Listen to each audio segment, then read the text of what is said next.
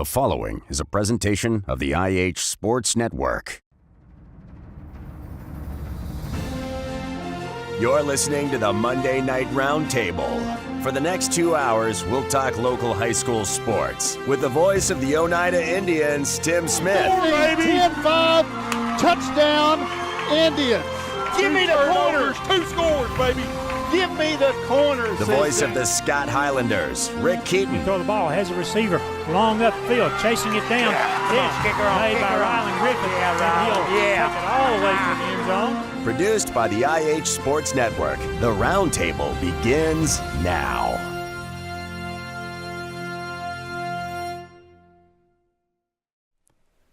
Good evening and welcome to the Roundtable. It is number 5 on this 4th season of the Roundtable. I was reminded today, and we are getting close to the halfway point of the season for Oneida. It is the halfway point for the Highlanders. They are right up on the edge of it. I'm Tim Smith. Rick Keaton joins me here tonight. Ben Garrett is otherwise occupied helping out with Lady Highlander soccer. So if you say, hey, they didn't have any Lady Highlander soccer players to interview tonight, that's because they're taking care of business, Rick. Taking care of business. This is a rescheduled makeup of their last home game. So after this, I think they've got 4 more road games. Right. So don't worry. We will get to them. Ben's got a plan put together for that, and he's going to bring you Lady Highlander soccer folks as the season goes along. But we do have a full slate here tonight. We'll have the Scholar Athletes sponsored by One Bank. We're also going to have our players of the game, our linemen of the game. We're going to talk to I'm missing one. Cheerleaders. We got the cheerleaders coming up also tonight. Oneida Indian Soccer. Oneida Indian Soccer. Thank you, Rick. That's the one I was missing because I fear that. But Ben has tried to counsel me on Oneida Indian Soccer. That's coming up very soon here tonight. But first, as we always do, we start off with the highlights and a discussion of the games this past Friday night. And this past Friday night, both teams on the road, both teams in region play. We were inhabiting nearly the same geographic region down in southeast Tennessee. We were within one mountain of each other, yes, I think. So, just across the way. So it's always tough to go on the road. It's always tough to play in the region game on the road. They're hugely meaningful games. And we'll start now, Rick, with your Highlanders on Friday night. They faced McMinn Central. I believe they're the Chargers. Yes. And Ben has some highlights queued up. We'll take a look at those.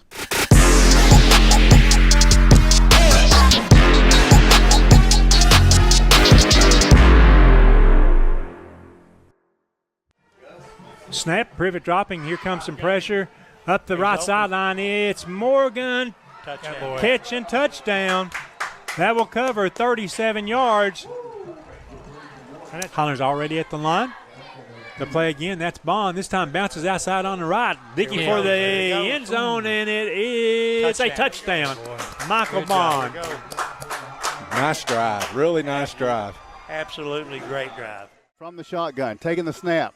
Looking to his right, stops firing. Deep down the right side, looking for Grady Keaton. Grady makes the catch at the 15, down to the 10. He's stretching for the end zone to the 1. Come on. Is where he will be brought down. Come on. Ryan takes the snap, sneaks to his left. He's pushed toward the end zone. Touchdown, Indians. Brock Ryan from a yard out. Oneida grabs the early lead. Let's talk. Best we can tell from our vantage point now from the pistol formation. Here's the give to Ben Gilbert. Gilbert run. Driving through the left side, stretching down. Touchdown, Ben Gilbert takes it in. Oneida's second score of the game, and the Indians lead 13-0. The Indians try to take the lead to go into the half. Harper to hold. Looks to the line, takes the snap. The hold is good. The kick from Amarian is on the way. The kick is good. Halftime, and the Indians have the lead. Ryan under center. The give is to Gilbert off the right side. Following Hutcherson into the end zone. Touchdown, Ben Gilbert, Indians. So you see the highlights from the 2 games this past Friday night. Both contests were kind of back and forth as the games went along. And Rick, turning to the McMinn Central game, the Highlanders fell back 20-7.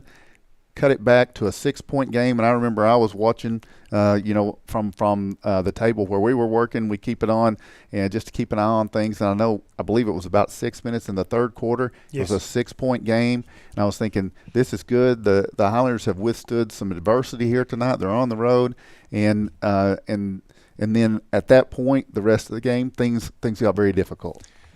It certainly was. McMinn Central, of course, one of the new opponents that we've got this year in the region in McMinn, Sweetwater, and Meigs County. So you don't know what to expect. It is a long bus ride. It's the longest that we've had this season. It will be the longest total that we'll have this season.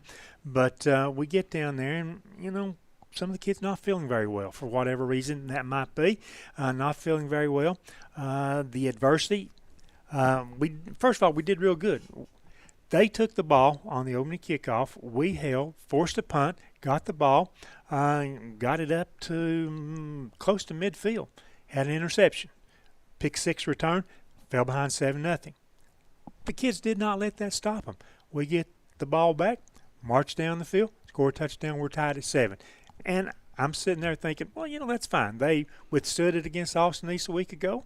They withstood that sort of hammer blow right there against McMinn, and we'll be fine. We'll settle down. But it's one of those nights where mistakes just continued to pile up. At the end of the night, we had thrown 4 interceptions. We'd also had a punt blocked in the second half specifically.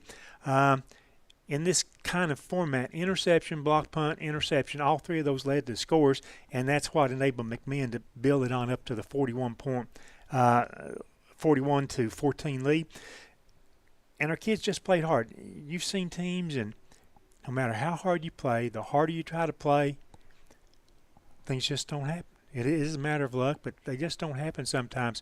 And it's not for a lack of effort. The Highlanders played well in terms of an effort standpoint, but we were losing kids, partly sickness. It seemed like we had an awful lot of ankle injuries the other night and just could not ever seem to find the rhythm.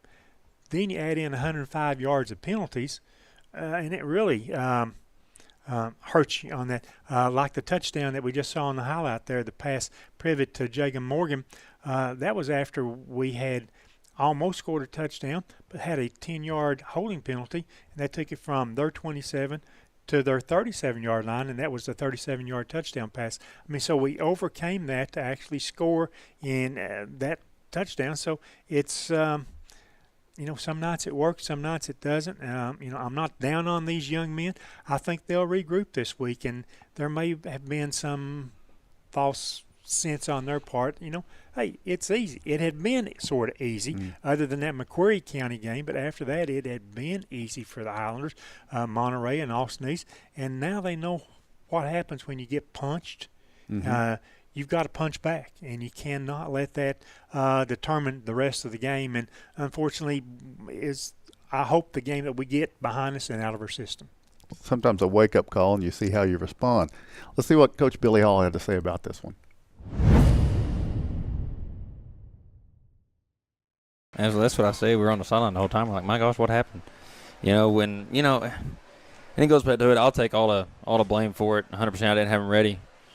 But other than that, I think we played hard. It was just we just seemed confused a lot. We didn't switch up a whole lot, but we just seemed confused. And they got some breaks on us that I feel like we moved the ball on them the whole time, and we just couldn't capitalize on. We couldn't finish drives. Defensively, we'd get them to 4th down. We'd play great until one play. Yeah. And we'd jump off sides, or we'd give them a cheap one or give them an easy one. And, Tim, I don't want to take anything away from McMinn Central. They played a pretty good ball game. They capitalized on opportunities. So, credit is due to McMinn. They played a little bit better, I think, than what our coaching staff, our players, and spectators had watched them on film. So, to their credit, they went out and did the things they needed to do to win the game. Maybe this coming Friday night, it'll be our chance to do that. A lot of region games ahead for the Highlanders. That's one of the differences in the Indians and the Highlanders this year. There's only 3 region games for the Indians, so it kind of magnifies the importance of those. But there's plenty of time left for the Highlanders to get to where they want to be. Well, there's a little bit of an upset the other night, too, and Sweetwater going into Kingston and beating them, a little bit of a surprise there, because I really thought it was Kingston and Meigs County, maybe the 2 teams, and knowing that we could win a couple more region games, we could slip in to a 2nd seed, certainly a 3rd seed, but you've still got Kingston at home, you've got Meigs County, and you've got Sweetwater in the season. So that's 3 more region games that we got to take care of our business on, and hopefully we stay healthy. Hopefully we have no more sickness, and hopefully we play each game every Friday night from here on out. And speaking of the sickness, now maybe that doesn't do it justice, Rick, because from what I understand, you had guys losing their lunch on the sideline almost simultaneously there at times. Something hit the Highlanders there late in the third. It sure did. Whether it was the navigation system seemed to want to take us all in on some curvy roads there at the end. So it's a long bus ride, 2.5 hours on a bus. Maybe that was it. Who knows? Maybe it was lunch. Maybe it was their pregame meal. We don't know what factor that was. There has been a little sickness in the team through the week, but nothing to this caliber where that many young men were involved with that. I mean, so it wasn't their lunch. I think they were all the way back up to their breakfast Friday night. By the time they were finished, it was all out there. They left it all on the field, literally. It certainly did. All right, so in the Indians game, the Oneida goes into a game, and Coach Jimmy May affirmed this. We're going to listen to his comments, then I'm going to come back and talk a little bit about Oneida at Tellico Plains. Very good team. They're 3-1. Outstanding offensive line. They're well coached. Great quarterback and running backs, and outstanding receiver, number 25, to throw the ball to. It was a big challenge for us. We probably had our best preparation all week. After last week, I said we got to just put last week to the bed. We played a very good team. We didn't. The score was worse than the game actually was, I thought, but we played hard tonight. And I told them if we want to win the region, we got to have this one. We got to get the first one. And we played hard and we survived. We didn't play smart all the time, but we did what we need to do to win the game. And just proud of the kids and their great effort tonight. Coach May talked about it in another segment, but the importance of that game, and I was thinking about it as I was driving down there. My navigation system didn't take me on the back roads. It took me right through the middle of Knoxville, so I had plenty of time to sit and think about the game. And that's where I wish I had gone the other night. So as I was thinking this. This is the first region game, and this is a team that a lot of people are talking about being the best team in the region. What would it look like if you go in here tonight and can't get this win against Tellico Plains? Now you've lost 3 in a row. And then you have Coalfield, who we know is a very powerful team, and Oliver Springs coming in, quarterfinal participants a year ago. And so you could see yourself fall into 4-game, 5-game losing streak if you start down a path you talked about it. If you kind of start falling down a path on dominoes, and I was thinking then you have Sweetwater and then you have your 2 region games. You can see a season potentially mentally being lost if you're not really careful in this game, and that was a concern. Coach May shared that concern with me as well in the post game, and we're pleased to come away from this and not have that concern. Really, for the Indians, it was a 10-point game, but it was one of the more complete games with the exception of the second quarter. If you take out, and you can't, but if you could take out the second quarter, the Indians win 24-0. Now in that 21-0. In that second quarter, though, you had some of the old habits pop back up on the Indians. Turnovers. You had a couple of back-to-back penalties that aided a drive for Tellico Plains to move it down the field. It's the kind of things that when you are establishing control, which the Indians did in the first quarter against a team at home in your region like Tellico Plains that just wants to lean on you and run that clock down and keep running and make you like it. When you give that momentum back to them, it's a very dangerous thing. And I think probably the play of the game was a forced fumble and a recovery. That Scott Morgan Farmers Co-op play of the game was that. But I have to put an asterisk and say, to me, the play of the game was being able to get downfield in range and get a Amorian Kid a field goal before halftime, because Tellico Plains was getting the football coming back out. Right. And if you go in tied at 14 and they're getting the football and you've just missed a field goal, that's even more momentum on their side and more doubt on what you're doing, and you feel like you don't have room for error. That field goal, 30-yard field goal, was huge when Amorian hit it, and it really gave the Indians a little bit of momentum back, or took a little bit away from Tellico Plains, and allowed them to come out and string together 2 quarters where they did not allow points to the Tellico Plains Bears. They put a touchdown on the board of their own. The defensive line got very dominant from both ends. Jesse Zachary and Drayton Wade were putting all kinds of pressure, and you had a quarterback who was so impressive for Tellico Plains. His name Isaac Hollingshead. And that kid, he wanted to make every play. He wanted the weight of the game on his shoulders. He's a coach's kid, and you can tell. Right. He's savvy. He knows the tricks. He knows things to do. And he gave them every chance in the world. He played his heart out, and the Indians were able to negate what a great job he did in that second half. And so it was a huge win for Oneida to get that region win, and now put yourself in a position where you got 2 more region games. The next one's going to be at home. It'll be week 9 of the season. Polk County comes in. You're playing at that point for a home playoff game, and then you're going to face Eagleton at Eagleton on a Thursday night the next week, with probably a region championship on the line, right, unless something changes, because Eagleton looks pretty powerful right now. They've been playing well. So this was it was the 5th game of the season, but it was bigger than any of the others, rolled up and combined. I think for Oneida now, it's important to try to continue to cut down on mistakes and errors, give you your best chance to win. They've got their old rival Coalfield coming into town, and Coalfield has never beaten the Indians 6 games in a row. They've had a 5-game winning streak against Oneida, and currently they're sitting on a 5-game streak against Oneida, but they've never won 6 in a row in the history of the series, a series that started in 1932. It's the team that Oneida has played the most in their history. So Oneida and Coalfield is going to be a fun one this Friday night. I know you've got Cumberland Gap coming in, and you've got a dominant record against the Gap, only 1 loss, right? Only 1 loss, 5 wins, 1 loss. It's been several years since we played them, but they're a better team. They're coming in at 3-2. Matter of fact, they're playing 2 other opponents that's on our schedule. They defeated, I believe, Wartburg Friday night. That's on our schedule later on. I mean, so I like what both coaches said. It's a truism in the game of football. Mistakes can cost you. We all know about turnovers. They can just destroy you mentally. But also it's the other thing that's a big drive killer. If you're on offense, you're moving the ball well, making progress down the field, and bam, there's a penalty. Whether it be a personal foul, whether it be a hold, whatever, and it takes you back that 10, takes you back that 15 yards, and then just all of a sudden, bam, mentally you're thinking, boy, what did we do to ourselves? But you only got just a few seconds because you got to run another play. Coaches talk about that with their players all the time, and we know that as long as we've been covering games, we've seen it where a penalty against the other team helps you. Penalty against us, and it helps the other team. So you've got to eliminate not only mistakes like fumbles or interceptions, block punts.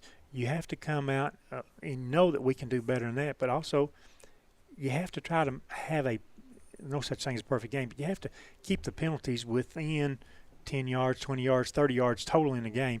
When you start getting up in the hundreds like we've had the last couple of games, it makes it tough to be able to get your team in a position to score enough points to win when the opponent is a good team to start with. So the Indians experienced that tough week 2 weeks ago against CAK and got the bounce back on the road at the region. And now the Highlanders experience a tough road region loss, and they'll attempt to bounce back against Cumberland Gap. The Panthers come in on Friday night. So it should be a couple of good games, a couple of good home games for both these teams and their fans. And we just want to say we appreciate Little's Drugs for bringing you this first segment, as we always talk about the opening games and you see the highlights and comments from the coaches. And Little's Drugs has been with us for a good long time, sponsoring part of the round table, and it's been Monday at Little's, and it's kind of my favorite day at Little's. But this time of year, they add different things to the menu. They've got the pumpkin spice and all those things that are fall menu specials. So just keep them in mind down at Little's Drugs. By the way, they also have a drugstore down there, so you could kill 2 birds with 1 stone. You can have your favorite lunch medications called in there, and while they're filling, getting your prescriptions ready, enjoy a nice lunch. There Yes. All right, so that is the opening segment of the round table, and coming up we'll have more as we continue.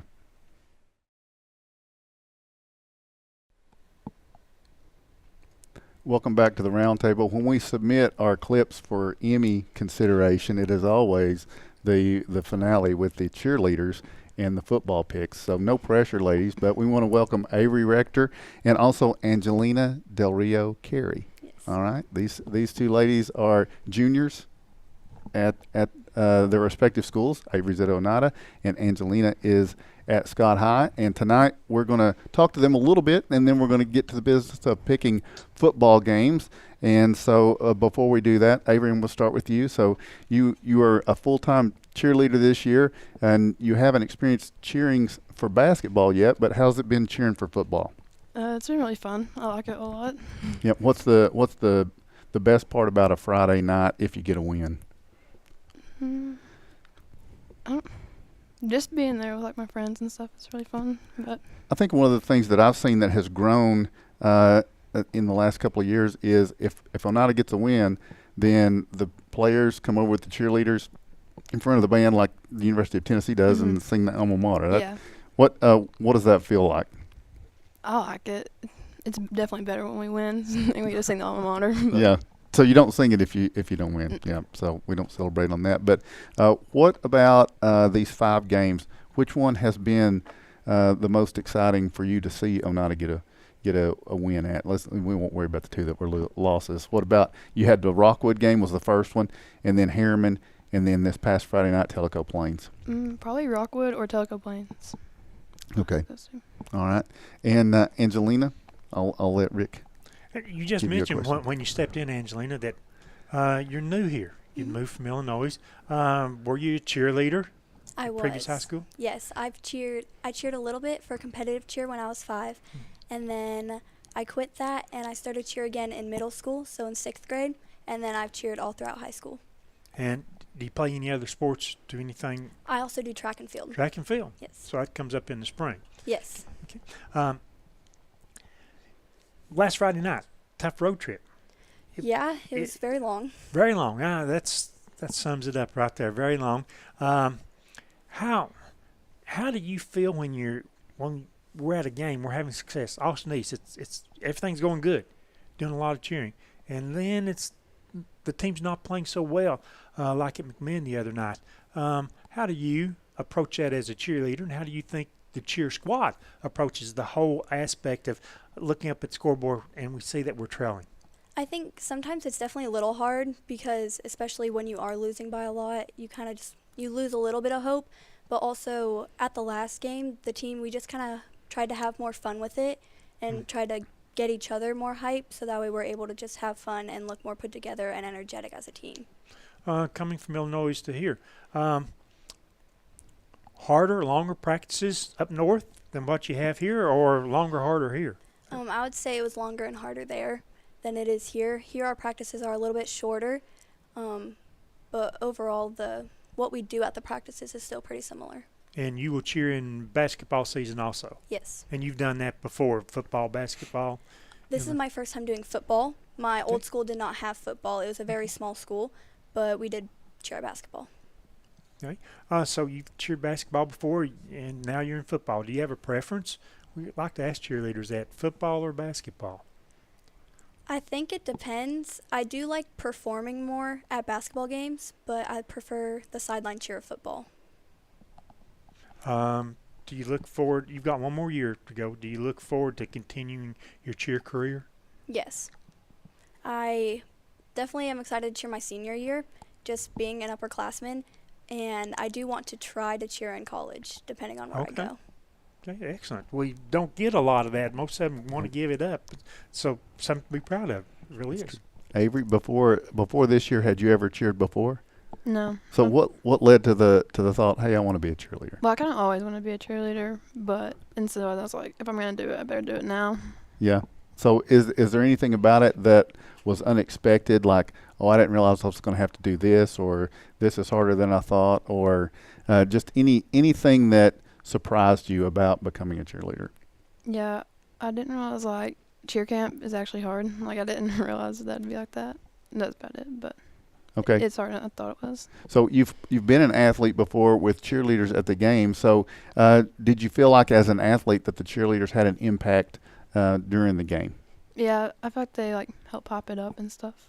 At what sport do you think they are more effective at, basketball or football? Probably basketball because it's all, like, close together. I think the exact same thing. I think to me, when I'm listening to a game, whether it's the old days when old guys like Rick and me used to just be on the radio, but you could hear while we were calling the games, you could hear the cheerleaders in the background. And to me, it just drowning us out. We know how excited they are when that happens. Yeah, it made you feel like you were there. I think it's just such an integral part of basketball. Not that it's not a football, obviously, but so homecoming's over. What is the what's the outlook for the rest of this season? What do you feel like are going to be some of the high points? There's going to be some big games, some big district games, some travel games, but we got Coalfield this Friday night. What's Coalfield mean to Oneida whenever they play them? Not really. I mean, everybody just wants to beat them, so it's like everybody's like more excited for Coalfield, I guess. So you do feel like there's more excitement for this game this week, even though really, as far as like region play, it's not a meaningful game, but it's got a lot of meaning to everybody. Mm-hmm. Okay, all right. Ansley, are there any special activities going on at school this week, getting ready for the Cumberland Gap game? Not that I'm aware of. Okay, so not a Spirit Week or not anything, pep rally planned for Thursday night or anything like that? No, not this week. Not this week, okay. Did you get a chance? Well, you only did basketball before, so when it comes to football, there's all kinds like there's the pep rallies and there's the bonfires and stuff like that. Would that be something that will excite you when we have it getting ready for a homecoming week? I think so, especially because it's more of new events, and the only thing I've ever really cheered at is a few pep rallies and like basketball games. So I'm kind of excited just to be able to have a new experience and a very energetic experience. It's interesting when we get the cheerleaders on here. They bring a whole new perspective, and I appreciate them, and I appreciate the hard work that they put in to be a top flight cheerleader. I got one more question, and this will be for both of you, really, and it's as juniors coming in and first time being cheerleaders on these cheerleading squads. Avery, who has welcomed you in? Who's been like a mentor or who's a leader on the cheer team that has been somebody that has made it easier to become a first-year cheerleader? Really, I feel like all the seniors are pretty welcoming, but Mari, she was really welcoming, and basically all of them were. Okay. I would say for me, Lauren Reynolds, who was here last week, yep. She's always there for anyone. If you ever need something or if you need help with the cheer, she's always willing to send videos and help. And also Amy Sturgill. She's also been really kind and always there for us. All right. Y'all ready to pick some football games? I know. Angelina, this really seems unfair. She's saying, I've never heard of these schools that you're throwing out there. Angelina, I'll tell you the colors. Okay. You just pick from colors. Okay. All right. I can do that. Okay. That doesn't bother you that I said that, right? Because no. What I'm saying is you didn't grow up here. A lot of these teams you don't know these names. I'm just trying to help. I can pick colors. Okay, that's what we'll do. So Avery will start this Friday night. Obviously Oneida, which is Tennessee orange and white, and Coalfield, which is like a burnt orange and black, are facing each other. Coalfield's won 5 in a row. Can the Indians stop that streak, or does Coalfield make it 6 in a row? Oneida will win. I'm with you on that one. So, Angelina, this is not as tough for you since you don't go there, but I gave you the colors. What do you think? I would like to say orange and white for Oneida. All right. Appreciate that. And so next will be a couple of teams that involve our region, or one involves our region. So it's Eagleton. Eagleton they're called the Royals, and they have royal blue and white. And Greenback, again with this theme of black and burnt orange, are playing each other. This game is at Greenback. Eagleton's 4-1. Greenback's 2-3. Who you got, Avery? Eagleton. Eagleton. What do you think, Rick? I think Eagleton. Ben Garrett's. I'm going to throw Ben's name. I'm not throwing him under the bus. Ben Garrett's real big on Eagleton, so I'll go with Eagleton. Angelina? I'm going to have to agree with everyone else. Eagleton. I'll make it unanimous. Eagleton is the pick. So next we have Polk County. Polk County is red and blue. Pretty interesting combination. Not many others like that. They're 2-3. They're going to Bledsoe County, which is like a pale blue, UCLA blue and yellow. Bledsoe County is 4-1. Polk lost to Meigs County 38-8 last week. Bledsoe beat York 15-12. Polk County at Bledsoe. Who you got, Avery? Bledsoe. Bledsoe. Rick? I'll pick Bledsoe. I guess I'll agree. You know what? I agree. Bledsoe in the Baby Blues. All right. So the next game we pick, Cumberland Gap is at Scott. So we'll start on this side of the table. Let you take that. Scott, I bet you know their colors. Cumberland Gap is going to have a light blue and a dark blue. It's a good-looking uniform. It is. They are the Panthers, and Cumberland Gap is 3-2. The Highlanders are 3-1. Cumberland Gap defeated Wartburg 26-22, and of course the Highlanders fell to McMinn Central last week, looking for a bounce back. Who you got, Angelina? I've got to say Scott High. All right. Perfect answer. I believe Scott High is gonna take down the Panthers, and let's see, Avery, you make it unanimous. Scott High. All right, I think that's a pretty fair one right there. Next, two teams from the Highlanders region. So we'll start on this side of the table again. Kingston is the Yellow Jackets. Kind of been throughout history a rival of the Highlanders. They wear orange and dark blue. Dark blue. And then Austin East is like a baby blue and red. Kingston is 2-2. Austin East is 1-3. Kingston lost 21-19 to Sweetwater. Austin East defeated Brainerd 21-0 last week. So we'll let Rick go first and then go to Angelina. I really think it'll be Kingston. There's always that caveat. You got to stop the AE speed. And they're going to Austin East. Yeah, and that's I still will go with Kingston. All right, Angelina? I'm going to say Austin East. Oh, Avery? Kingston. I'm going with Angelina. I think Austin East at home is going to get this done. So, split table. We'll find out. I think Kingston losing to Sweetwater, I think they want it to be their bounce-back game. So, okay. Next is two teams from the Highlanders region. So, Meigs County is the Tigers. They are orange and black. And then they go to Sweetwater, which is baby blue and yellow. Meigs County is 4-1. Sweetwater is 2-2. Meigs beat Polk County 38-8, and Sweetwater had a 21-19 win over Kingston. So, Rick, if you want to take the lead on that, is it Meigs County at Sweetwater? It's Meigs County. I'm going to say Meigs County. Meigs County. Yeah, Meigs County, I think. I think they're the beast of the division right now. They're I do too, and I wasn't mildly surprised. I was really surprised that they beat Kingston. So, yep. So that Sweetwater beat Kingston. That's Sweetwater, yeah. Yeah. So I think Meigs is a different animal, literally.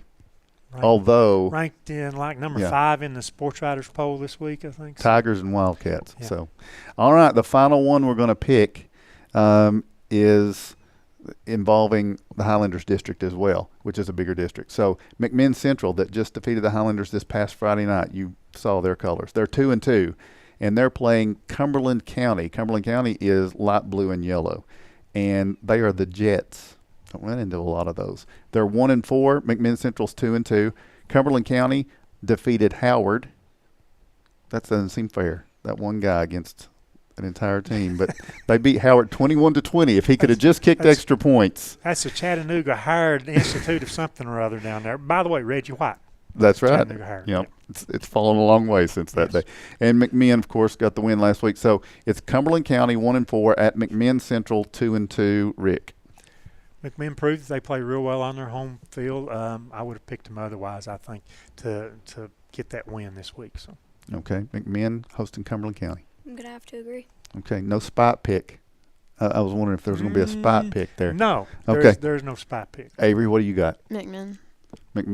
I agree. I'll make it unanimous. McMinn's going to take down the Jets of Cumberland. Because if the Jets win, we're all going to look very foolish. That's right. Yeah. Boeing's not a sponsor, are they? Okay, good. We don't get any trouble. Okay, so that is round table section 5, almost done for the night. But before we go, Angelina, I'm going to give you a chance to look into the camera and say hello and a shout out to anybody you might like to. I want to say hi to my grandma. Hi, Grandma. All right. Avery, same offer. Who would you like to give a shout out to? I'm going to say hi to my mama. Grandma? Rick, anybody? Hey, all family and friends, be at Scott High tonight, or Friday night, 7:30.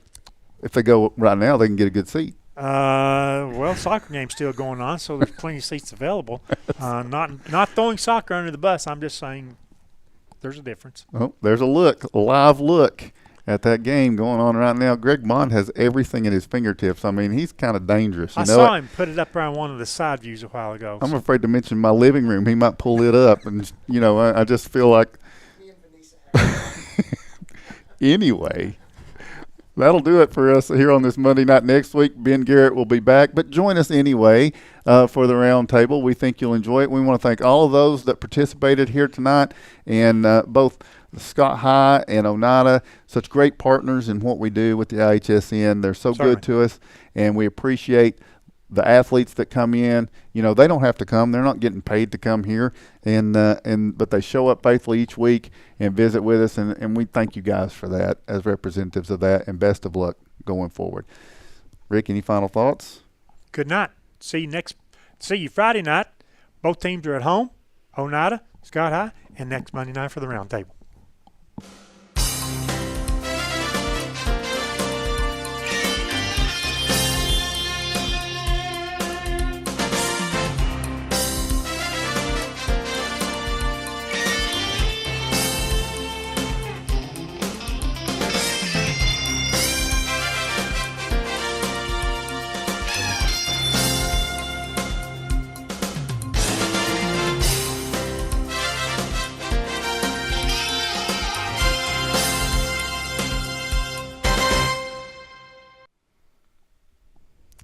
Welcome back to the C. Michael Lay Technology Center. We have the IH Sports Roundtable here on Monday night, and now we have our lineman of the game, Gus King, our player of the game, Braden Birchfield, from the Highlander game. And, Rick, I'll let you take it away. Okay, thanks, Tim.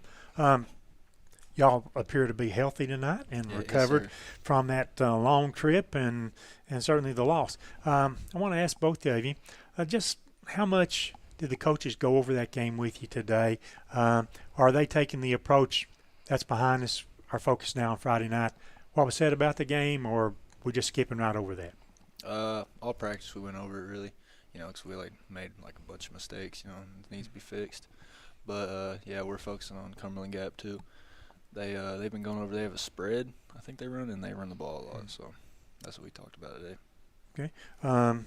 Anything else you get from the conversation with the coaches today, Braden? We just have to come in and really focus on our assignments and not just let that game eat at us. I want to make a comment about Braden. This goes back two weeks ago to the Austin East game. I don't go to practice much, but this Thursday afternoon I was there, and I never heard him really say anything. But the last breakdown huddle that they had, the coaches generally points at the scenes. You got anything you want to say? Braden Birchfield spoke up before the Austin East game. Will you do that this week? Yeah, I'll give it a shot. Well, somebody's got to fire the bunch back up, okay? So the other night, of course, we know everything that happened there. Penalty yardage is killing us. How are you addressing that in practice this week?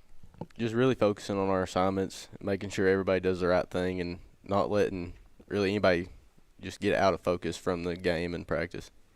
And is that easy to do? You think everybody can be on board with that? Yeah, it's really easy stuff we can work on, like just jumping off sides and stuff, just watching the ball. It's really easy stuff. So, you played with a guy that I really like back there, and you two guys are the middle backers, Desmond Bowen. Have you got anything good you want to say about Desmond? He's a really smart linebacker. He really studies film a lot. I was told that by Coach Hall that he probably watches more film than half the team combined. He does. He does that. Of course, you've played with him for 4 years now, and he's always brought some kind of energy. Yeah, he's always doing it. He's always on the top shelf, that's for real. So. And during the games, when you look over at him, is he smiling? Yeah, quite a bit, especially if we're really doing good. He always has a big smile on his face. Well, that's what I noticed. Coach Privet, as I watch a game, I'm there like that, it seems like when he's going to do a blitz or whatever, he sends Desmond and lets you do sideline to sideline. Am I wrong in that? Yeah, most of the time. Okay. It's because of the motor that he employs all the time to go after and try to get into the backfield. Who else on defense has been some influence on you, Braden, that's helped you with this transition to Highlander football? I'd say Keegan Bolin and Micah Bowles. They have really helped me a lot learning the defense and stuff like that. Well, Keegan's another favorite of mine. Maybe we'll get him on here. You tell him that, Gus, that Yeah, he needs to be the most valuable player or something this week, so we can get him on there like it. Offensively, the other night, and also on defense, besides people being sick, I seem to notice that we had a lot of guys hobbling around with ankle injuries. Anything serious? You think everybody be ready to go this week? Yeah, I think everybody will be. A big thing we got to work on too is energy level, because we was just coming into that game very, slow, and we just looked over it kind of. So we can't really be doing that anymore. Why? Do you have any thoughts on why the energy level wasn't there Friday night? I don't know. I think we kind of just got in our head a little bit. That we 3-0 and everything, and we got cocky, and we had bad practice all week, but this week we're gonna change it, and we're gonna get things right. That's a tough lesson to learn on Friday night, is it not? Yeah, it's the truth. It hurts so. That's our longest road trip of the season. We still got to go to Sweetwater. Guess what? That's only 10 miles difference, I guess. But the thing about it is that was a long bus ride.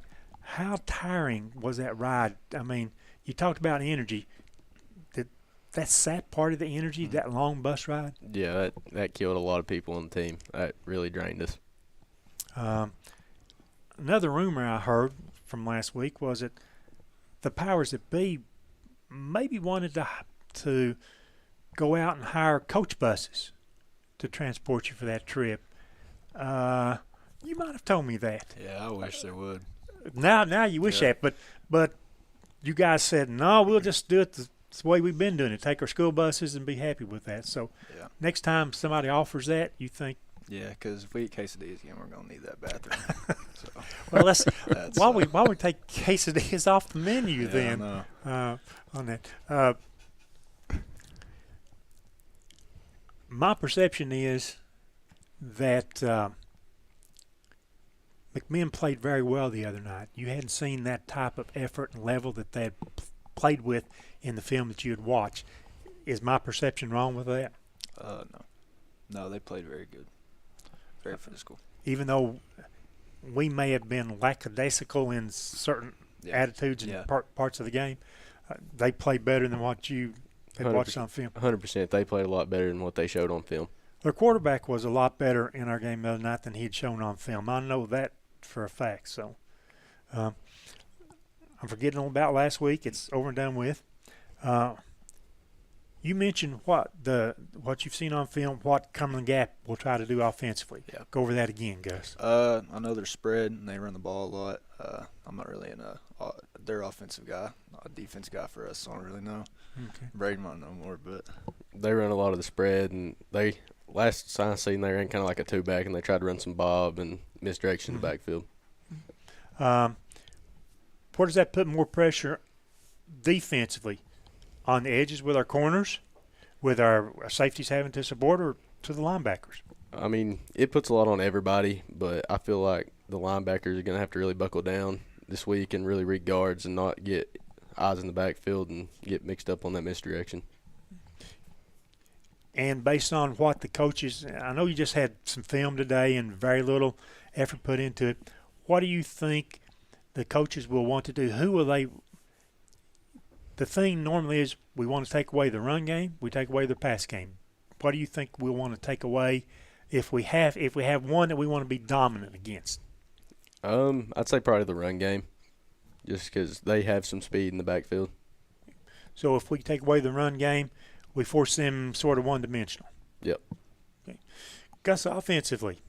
I would say stopping them from making big plays on third down. And just executing and getting the job done. Okay. Third down, get off the field. Yep. Okay. What do we have to do offensively? Where can we improve at this week? Definitely running the ball, which Michael Bond did a good job anyway, but, we could obviously improve on that. Throwing the ball, which obviously, but I think a big thing is O-line, the passing game. Is pass blocking. So they've done a pretty good job all year. Yeah. I mean, they got a little pressure on Gage the other night. Yeah. I think a big thing is he's getting in his head a little bit because he's getting so pressured so fast. Mm-hmm. You know, he's not having all the time to think about where he can throw it. He's kind of just having to throw it real fast. So more time lets him process what's going on and maybe go off of one receiver to another receiver. Yeah, let him get more comfortable. Yeah. We're going to get you in the passing game any of this week? I'm hoping so, yeah. You've been waiting, haven't you? I've been waiting, yeah. Yeah. Well, I'm waiting for that time to come. It'll happen there. You want me to speak to the coach about that? If you could, go ahead and do it. I'll be glad to do it. They don't listen to me at all. I ain't going to complain, so. Yeah. Tim, you want to? Well, I just want to say one, Gus, your senior leadership, and I just want to say, admitting that you overlooked those guys, that you got cocky. That's not an easy thing to come out and say. I don't know that I've really heard anybody on a show like this actually utter those words and admit that. And I think that shows your senior leadership. You're not candy coating it. You're saying, here's what happened. Yeah. And what steps are you taking to try to make sure that doesn't happen in another game this year as a leader? Just keeping everybody's head on track, I think, just getting them focused. You know, not letting everybody, if they get up by a touchdown or something, get their head down and, you know, stop talking. You know, keep everybody hopped up, I think would be a good thing. Actually, over the weekend, through connections, a couple other seniors had said the same thing. We might have been too cocky for our britches the other night, and that's a bad – you cannot have that attitude, and you can't look ahead. Everybody knows that. But you're right, Tim, to admit that as a team collectively. It's not just one individual, but as a team collectively admitting that, you know, we didn't step off the bus with the right attitude to play football Friday night. So, Braden, you got Cumberland Gap this Friday night. How's it going to show? I mean, it's going to show through the play, but how do you make sure through the play it shows you guys aren't taking anybody lightly anymore? It's a different day for the Highlanders. Just play all 4 quarters, every down. Just give it our all. Execute the plan. Yep. Go with what the coaches say. Yeah, that's good stuff. I think you're in good shape. I think just from what you said, Gus, I think you guys have taken this and you're going to learn from it. And it was so close when I was watching. Third quarter, it's a 6-point game, and I was thinking, you'd withstood the adversity and stuff. Things in football just happen so fast sometimes. So I wish you the best of luck Friday against Cumberland Gap, but more importantly, when we get back into the region slate, that's what I'm excited about is your chance to get a little region revenge on somebody. That's coming. Indeed, it is. Thanks very much, Gus King, player of the game, lineman of the game, Braden Birchfield. You got that switched.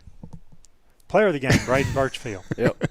Lineman of the game, Trophy Masters, First National Bank, of course. There we go.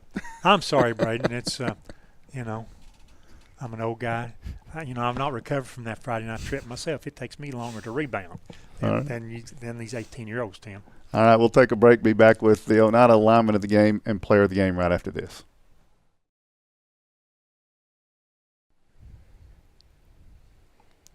Welcome back to the round table here on a Monday night. We are now visiting with our players of the game. We got our lineman of the game, Brylan Strunk, brought to you by Trophy Masters here tonight. And then our First National Bank player of the game was Ben Gilbert, and Ben has been with us before. So, guys, it was a very important game Friday night.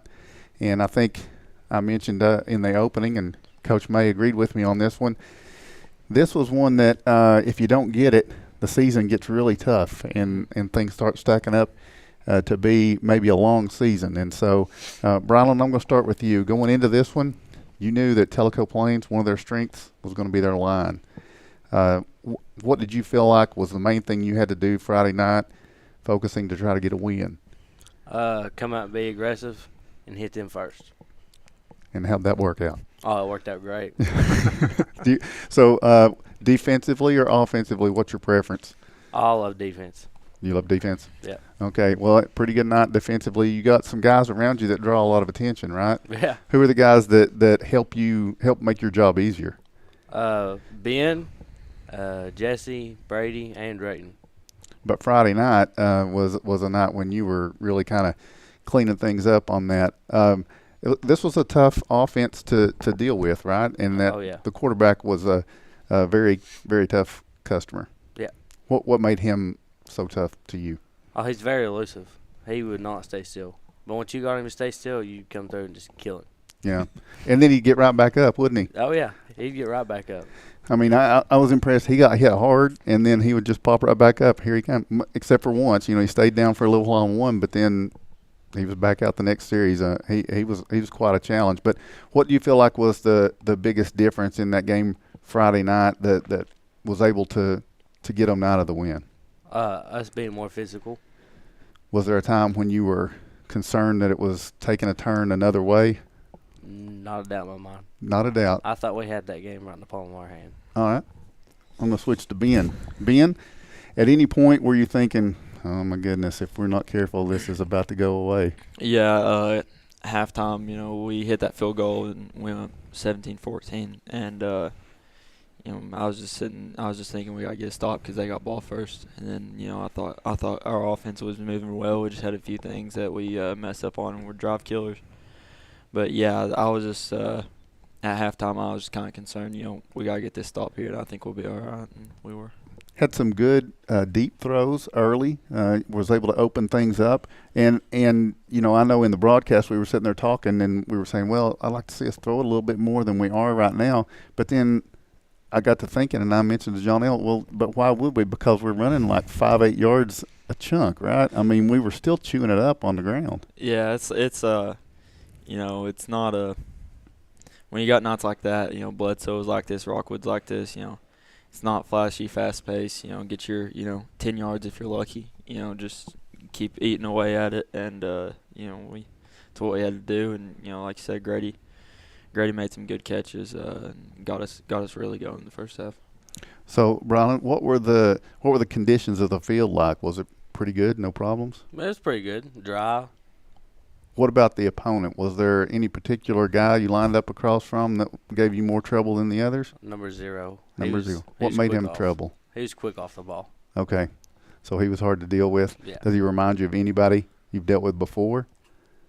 No. Okay. So I know the week before that, against CAK, not to dwell on that or anything, but number 11 for CAK was probably, if we're going to see somebody better, wow, is all I can say. But this week, what would you say about the quarterback for Tellico Plains and how he just kept coming at you? Yeah, he's just tough, want to win. He took some hits. That was probably one of the most physical games I've been a part of. And, yeah, he took some hits, got back up, kept going, especially late there in the fourth quarter. They had to, throw a lot, and, they spread out a little bit more. And our pass rush, I thought, was pretty effective there in the fourth quarter. So, yeah, he's just taking some hits, got back up, kept going.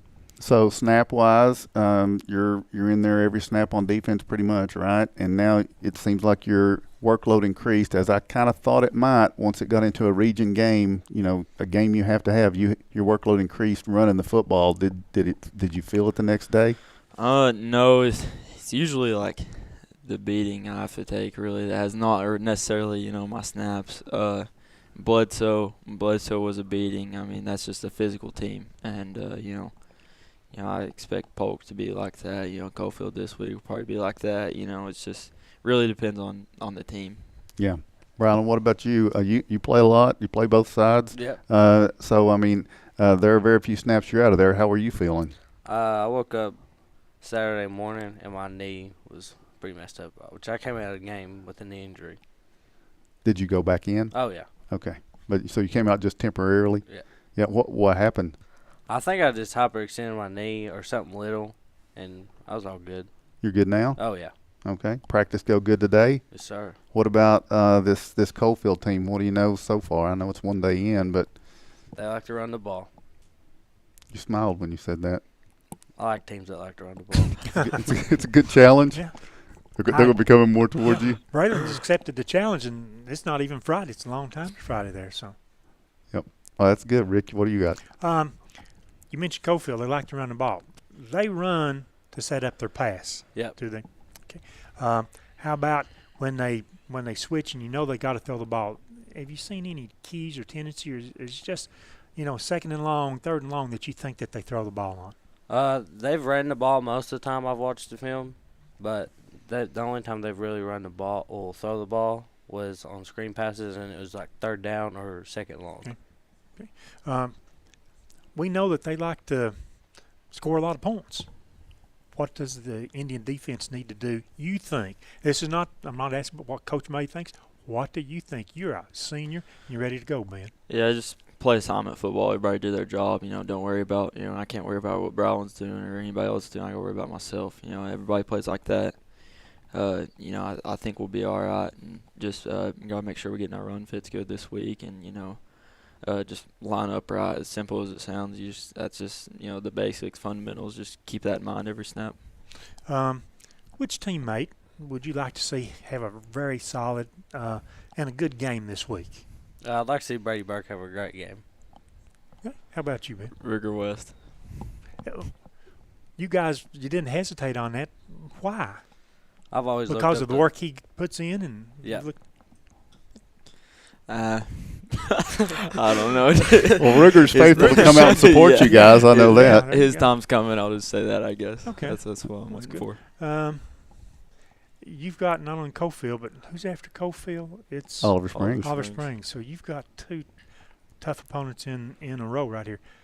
Staying healthy, that's got to be real important this week too, is it not? Yes. I mean, it kind of hurts you because it's a non-region game, but, we're playing to get ready for November. So, I mean, that's just kind of the basics of it. You got to, play good teams. Just, that's what we're going to be seeing. Got to be prepared. And, I think Cofield's like number 3 right now and 1A, and I think Oliver Springs right behind them at 4. So, I mean, they're 3 and 4 or 4 and 5, whatever. Yeah, we've had a rough sledding, and I guess it's about a 5-week stretch here. So, Bledsoe, CAK, Cofield, Telco, and Oliver Springs, and that's a rough stretch. Yeah, but it is. Yeah, we're just trying to get ready for November. So just as long as we stay healthy. Brylin, you were about to say something about Brady. Oh, I've always looked up to Brady. He's always helped me no matter what. Okay. Yeah, I just wanted you to be able to finish your thought on that. So I got one more question for each of you. We'll start with Brylin. So I asked you before this. I said, "Is Lacey your mom?" You said, "Yes, she is." So now Lacey's teaching culinary arts, right? Yes. Good cook. Had a food truck in the past and a restaurant and all that. So has that passed down? Do you cook any? Oh yeah, she's taught me a lot of things. So what's something that you could fix that we would just find that's just absolutely delicious? That's something that I want to eat. What do you fix, Brylin? My steak. Brylin, sorry. Your what? My steak. A steak? Yep. How do you fix the steak? Rare. Not rare, but medium rare. Do you season it or just? Oh yeah, I put thyme on it, I season it. She usually makes sides. I can't make sides like her, but. But a good meal starts with meat and potatoes, right? Yep. Yeah, you don't have the steak, you don't have a meal, right? That's right. That's right. Most important part.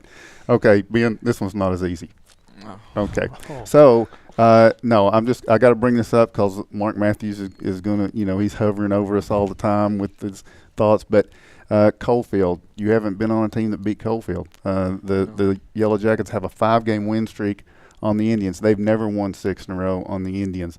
And it's not to put any extra pressure on. It's just to say this Coalfield team, could this be the year that you're able to break through? I mean, what's it going to take is what I will say. What is it going to take from Oneida to break through and get this Coalfield team Friday night? We have so many personal just mistakes. I mean, just stuff that shouldn't be happening, fumbles, you've talked about it, penalties. I mean, just not, shooting yourself in the foot, I guess you could say. It's we just got to get rid of that and, like I said, just play assignment football. That's basically the two main things that I think we should be focused on this week. They really don't leave you any room for error, do they? No, they're a good team top to bottom. They'll be physical too. Kind of personality-wise, they remind me of Bledsoe. Just well coached, good at what they do. It'll be a good test for us. Got to turn them over. Yeah. Yep. Right.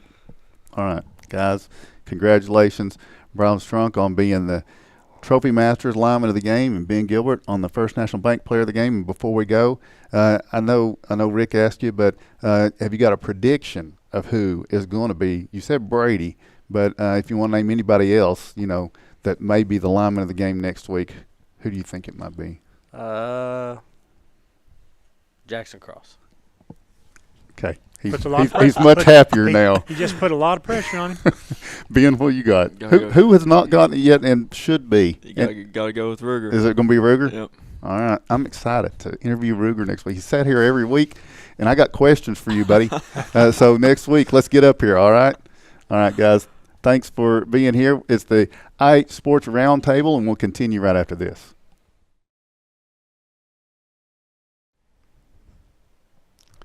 Welcome back to the Roundtable. It is the Scholar Athlete portion of tonight's contest. And so we've got Isabella Bullard. She is the OHS student athlete and a member of the Pride of the Tribe. And we've got Keely Goodman, who runs cross country for the Highlanders. And so I want to welcome you all to the Roundtable. And once again, without being here, we know Rick is a former valedictorian, so I slump down in my seat as bringing the IQ of the table down. So I apologize for that, but we'll do our best with it, okay? I'm going to start, Isabella, with you. You're in the Pride of the Tribe, and tell me what you play.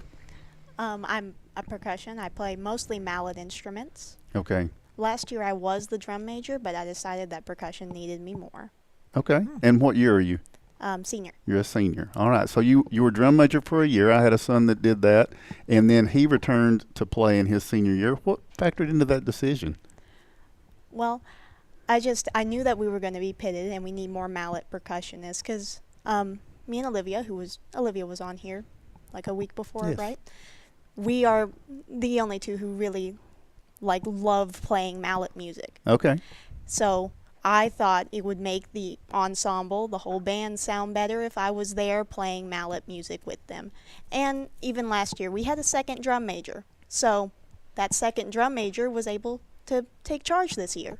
So for somebody that doesn't know what mallet music is, what's the instruments you're playing?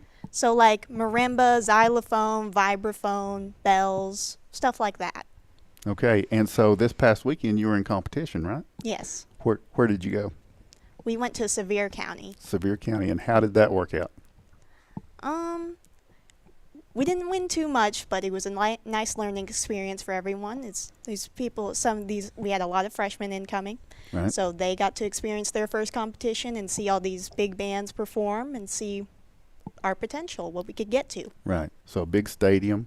Mm-hmm. Yeah. It was a very nice stadium. And if it's like when I was in the band, when you're one of the smaller bands, you play early in the morning, so you have to stay all day till the awards are later that evening, but you get to see a lot of good bands and good music.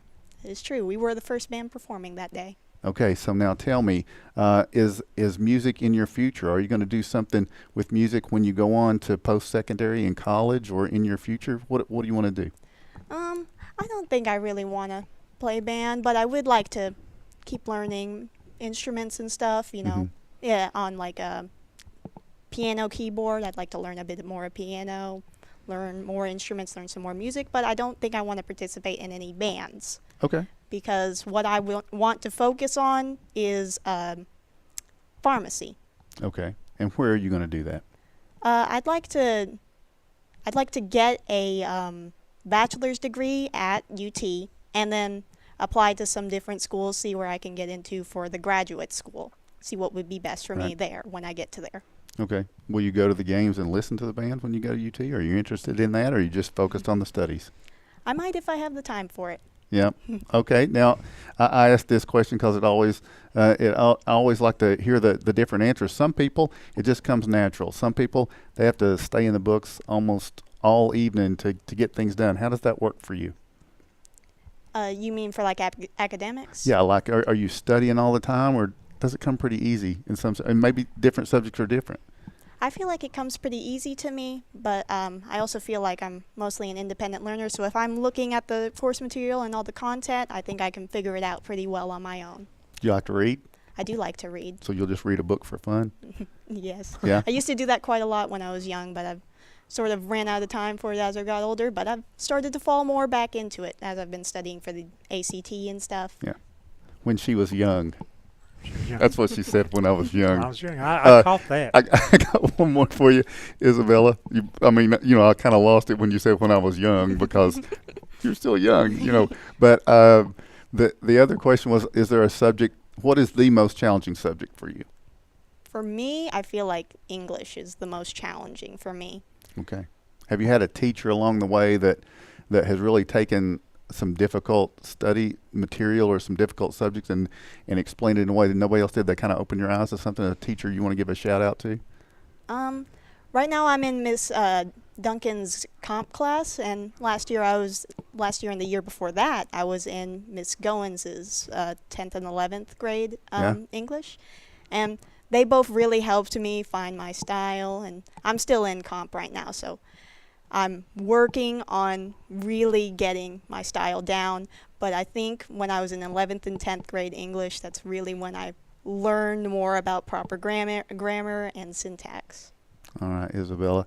Well, congratulations on being the One Bank Scholar from Oneida High School. OneBankTN.com is where you can go, and One Bank sponsors the Scholar Athlete. And now Keely is a Scholar Athlete as a cross-country runner for the Lady Highlanders. And Rick, I'll turn that over to you.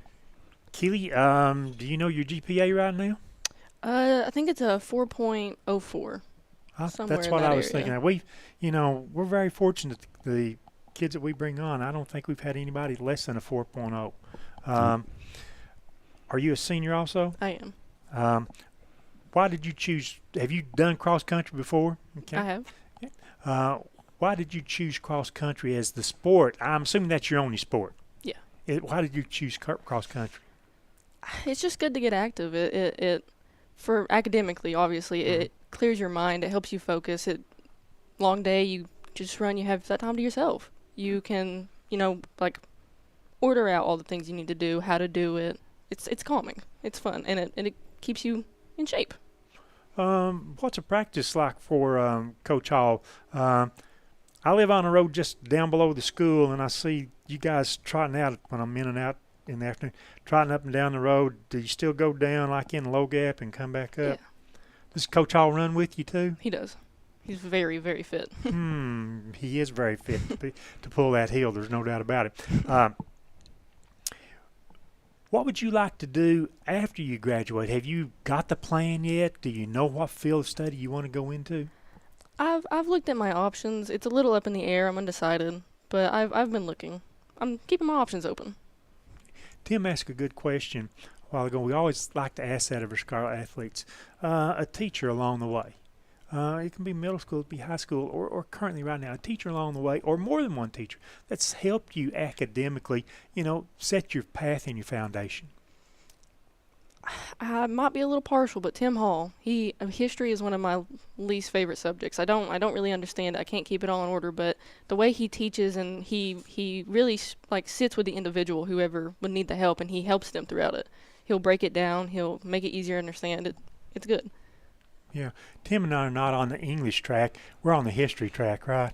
History's good. History's good. That for us are like it. Would you consider, and I asked you that a while ago, would you consider some track activity in the spring? I think I would, yeah. There's maybe more meets, and the meets are more grueling because they're a longer segment meet than just going and running cross country, where you're thrown in with anywhere from 8, 10, 12, 20 other kids running at a time. What do you like about cross country? I mean, you chose that. What do you like about it other than it helps you stay fit? Kind of earlier with the calming part of it. It's really nice after a long, hard day of just being in school, being around so many people, just to have that time to yourself. You just run it off. It really helps. Relieves the tension. It does, yeah. Gets you, besides keeping in shape, it gets you ready for the next day then, right? Yeah.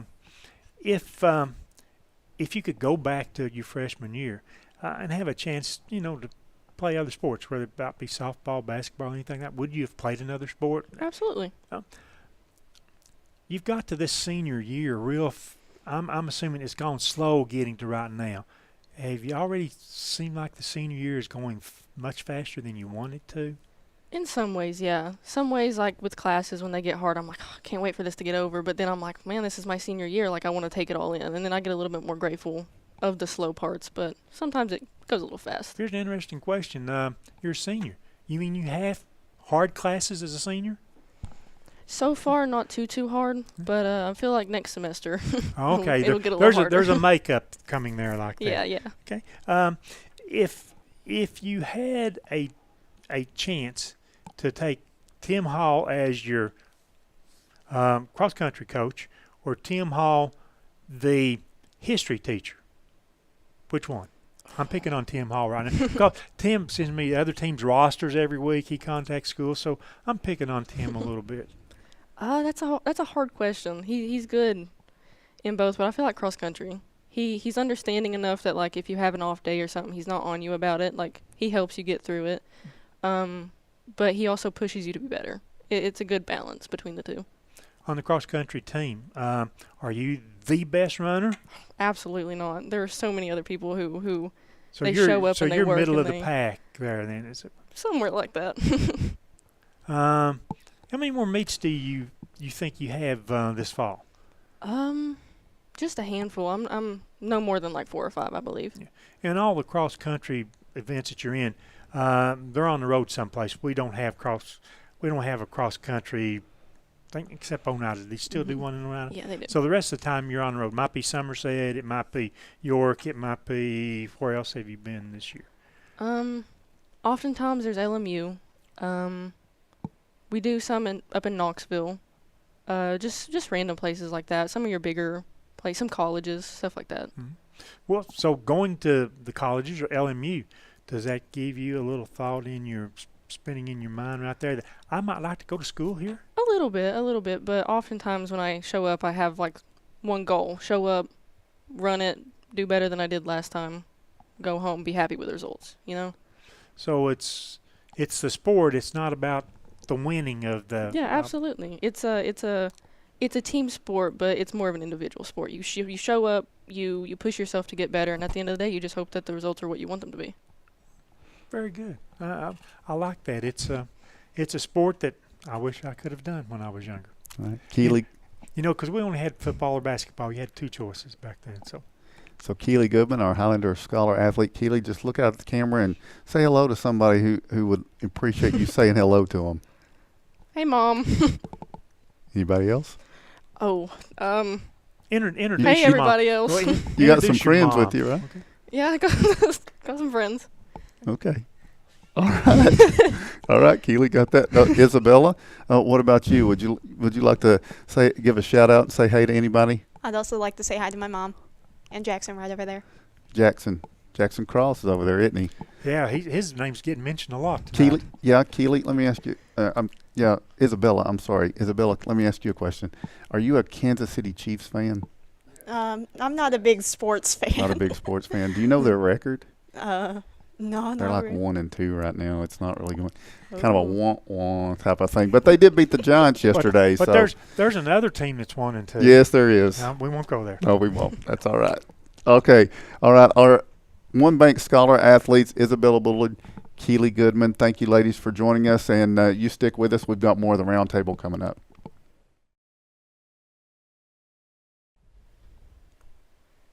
Welcome back to the roundtable. We turn our attention to OHS soccer, and we have Raylyn Blevins with us, as well as Addison Douglas. And ladies, Ben informed me a lot about soccer because, I get to the football games, but I don't make it to the soccer games a lot. So if I say something that's wrong, just correct me. Say, no, Tim, that's not right. But you're both juniors, right? Yes. And you're both starters on the Lady Indian soccer team. Yes. And so this has been a tough start to the season record-wise, but you've had a very tough schedule. And Raylyn, I'll start with you. It's been a lot of good teams on the OHS soccer schedule thus far, right? Yes, there's been very good teams. Who are some of the better teams that you have gone up against? Well, some of the better teams that we went against, I would probably say, was during the Gatlinburg-Pittman trip, like the tournament that we go on. Mm-hmm. They had some really good teams up there. Like Christian, it's like Franklin Christian. Yeah. That's a really good team. Okay, and Addison, does that ever get tough when you're playing those good teams and it feels like it's just hard to keep up with them? It does. It's hard to get over that losing, but you have to grow by playing harder teams like that. So it is worth it, but it is hard to get past the losses and stuff. So you have 2 wins on the year, is that correct? Yeah. Yeah, 2 wins on the year and played maybe 8 matches, 10 matches, somewhere in there. Yeah. But the games that matter are coming up this week. You, from what I understand, in the next 8 days, you've got 3 very important games, and it starts tomorrow night. And tomorrow night is Greenback. Is that correct? It is. Okay, so far I'm doing good. I should have a little counter going up. He hasn't made a mistake yet. So Greenback, you defeated them last year. Talk about Greenback and what it's going to be like playing them. Greenback is one of our district games. It's a good game, though.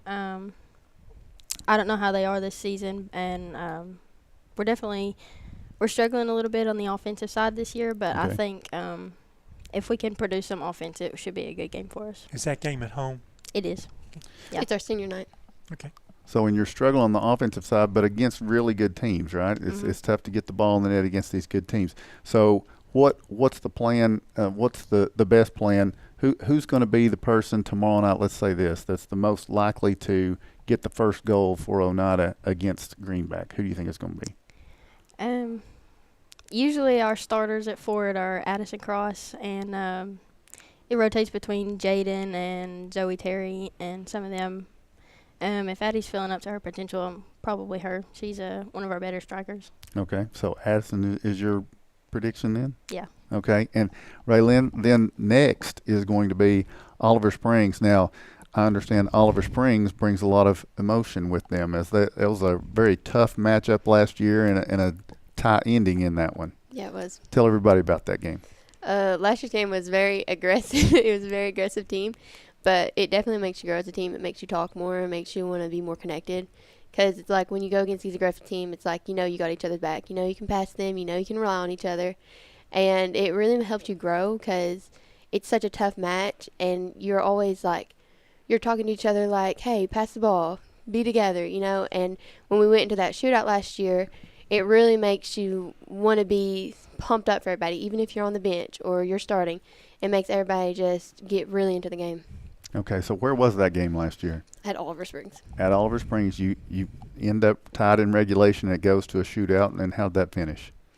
Well, I'm pretty sure it went to a 10-minute overtime before that. Okay. So the 10-minute overtime had everybody exhausted because everybody's giving their full potential in that. Yeah. And then we went to the shootout, and we barely won the shootout.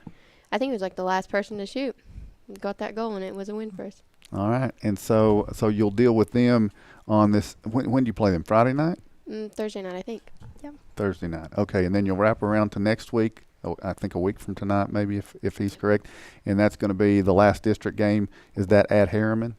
I don't know. What? Yeah. Okay. I think it is. I think, yeah. So it's Harriman. What do you know about Harriman? Anything?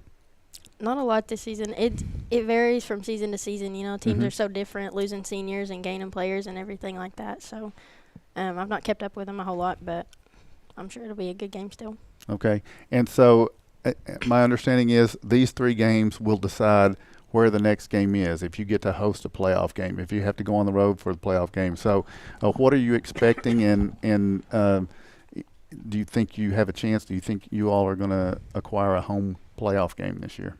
I really hope we do. I think we do have a chance, but it's a better game. It's always easier to play on home field. So I think we do. If we play to our full potential and kind of have everybody back these next couple games, we should have a good shot. Okay. And you guys, Raylyn, have played a lot of Friday night games, haven't you?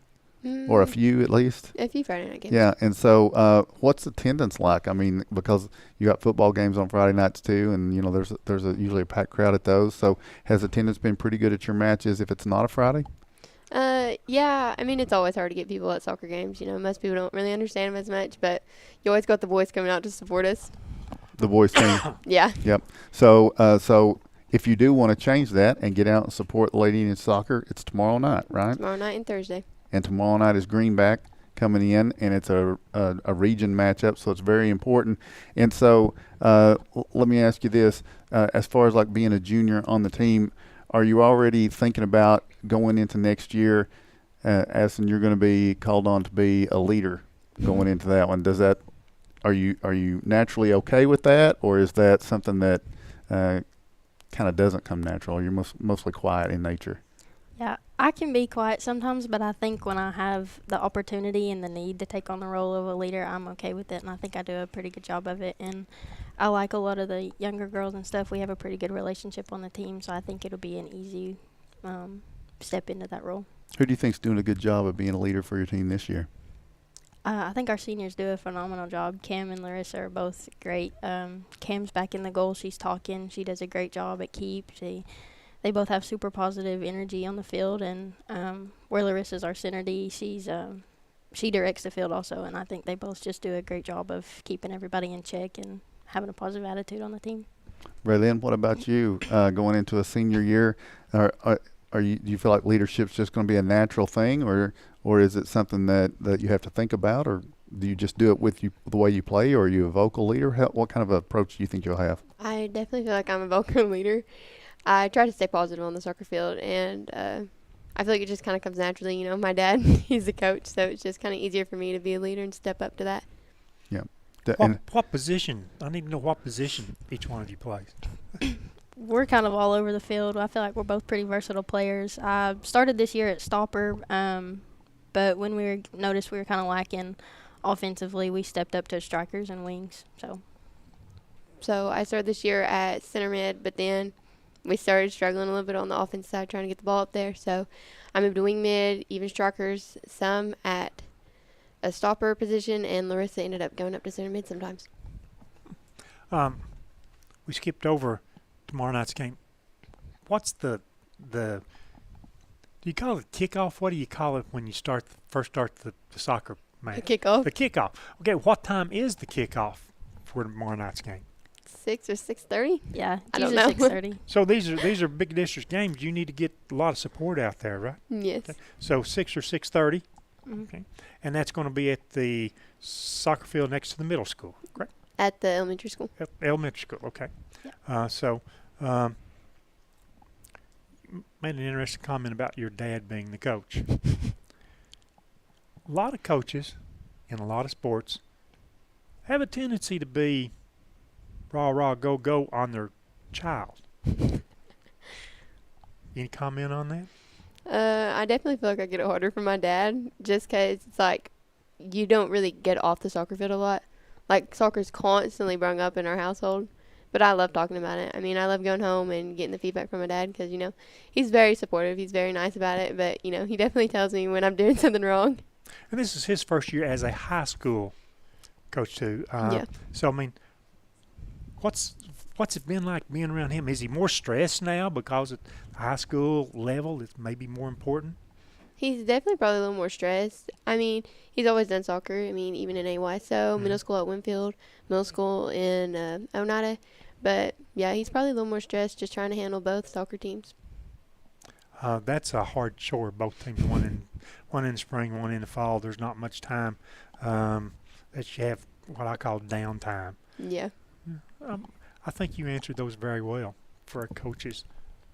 I think as a sentimental type thing, I mean, it's a junior year. That's when that senior year kicks in, and you and your dad are kind of working through that season together, and you know you're coming down to that last game. That's going to be not to get ahead of ourselves, but wow, what a great thing that you'll always have to look back on, right? Yeah.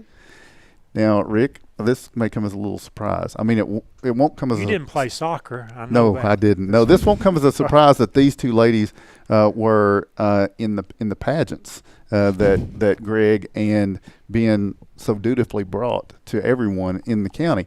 But they were top 10 in the pageants. And so, you know, what we've had some guests on in the past that were in the pageants in the past few weeks, and they have come up with a pageant question to ask one of us. Well, Ben has answered one before, as have I. So guess whose turn it is, Raylyn? It's his turn. It is. It is Rick's turn. And so do either one of you have one ready? Would like to be the one to ask Rick to give us a good pageant? I don't like the look you just gave me. Bring it on, man. Either of you? How would you represent Scott County as our Miss Scott County? As Miss Scott County? Yeah. How would you represent Scott County? First of all, I would not qualify for that. And second of all, maybe what y'all she don't just know, means theoretically, Rick. Yes. Well, in theory, I've represented Scott County a lot in the last 20 to 25 years. I've been a county commissioner. I've been a former Scott County mayor. I've been on several different boards representing Scott County. And I think that what we want to do is make sure that people within our county have an opportunity to succeed, to have success. For youngsters like yourself to have the opportunity to go on and follow your path, whatever your educational goals may be in the future, whether it be as a dentist, whether it be as a nurse, whether it be as an educator. We want the best for our community. We want the best for our people, and we certainly want to get the most for our young people. Addison came up with the question. Raylyn, I want you to score it. On a scale of 10, how did Rick just do? I mean, it was pretty good, but it was a little long, so I'll give it an 8. You didn't tell me I had a time limit. 30 seconds is ideal. 30 seconds? Yeah. You should have said that. It wouldn't have mattered. Would it? No, because I can't do it for 30 seconds. When you get me going, All 30 right. seconds is not fair. OHS Soccer, Addison Douglas and Raylyn Blevins. Ladies, thank you for joining us and being good sports with us. Best of luck. This is a big week. I hope a week from tonight you're wrapping up 3 wins in a row and you get a home playoff game and everything's going good. But thank you for being here with us on the roundtable. Thank you for having us. All right, we'll take a break. We got cheerleaders and our football picks coming up right after this.